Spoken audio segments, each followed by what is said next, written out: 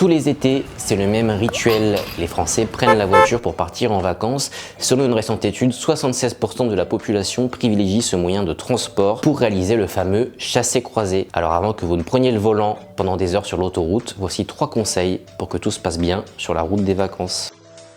La première chose à vérifier, c'est le bon état de marche de votre voiture. Selon plusieurs garagistes que nous avons interrogés, il est bon de jeter un œil sur la pression des pneus, le niveau d'huile, le niveau de liquide de refroidissement, celui du lave-glace aussi. N'hésitez pas également à vérifier l'état des phares, voire la climatisation. Alors la pression des pneus, les niveaux, vous pouvez les vérifier vous-même, mais un garage pourra aussi le faire, parfois gratuitement. Toutes ces vérifications permettent de minimiser le risque de tomber en panne. T'es toujours obligé de lui mettre des chassés comme ça. Les pneus, c'est une question de sécurité. Un pneu sous-gonflé, ça veut dire une tenue de route moins bonne et donc forcément un risque d'accident plus élevé.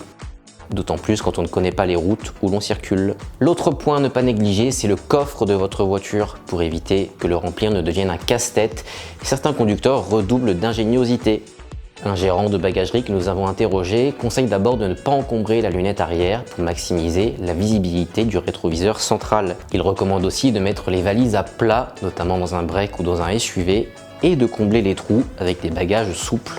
D'autres façons de ranger sont bien sûr possibles, mettre les valises sur la tranche avec une par-dessus, voire les mettre à la verticale si vraiment on a un grand véhicule. On peut enfin opter uniquement pour des bagages souples, sans roues, pour utiliser tout le volume du coffre. Avant de prendre la route des vacances, il convient enfin de jeter un œil sur son contrat d'assurance, notamment si on embarque une caravane ou une remorque, car ces engins nécessitent une couverture additionnelle. Et si on part à l'étranger, mieux vaut s'assurer qu'on est couvert, notamment en cas de dépannage, histoire de ne pas gâcher son séjour avec une panne sur la route des vacances.